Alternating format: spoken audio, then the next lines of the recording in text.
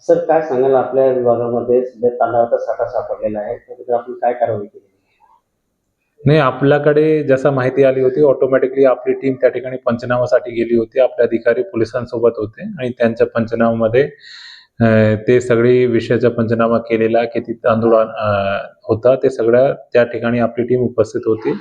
सोबत आपण शासनाला पण कळवलेलं आहे आणि FIRची कारवाई पण आपण आता करत आहोत आणि त्यामध्ये जितका बी गैरव्यवहार झालेला आहे त्या संदर्भात पोलिसला ऑलरेडी आपली टीम फर्यादीसाठी आज सकाळपासून तिकडेच उपस्थित आहे, ते फर्याद देत आहे. किती जणांवर कारवाई करणार आहात किंवा किती जण त्यामध्ये दोषी आहे असं आढळतं?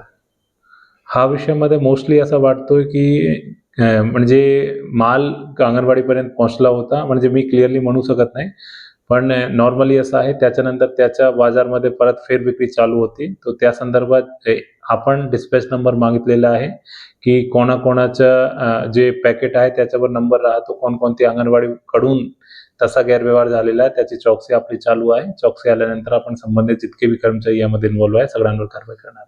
किती माल सर अंदाजे?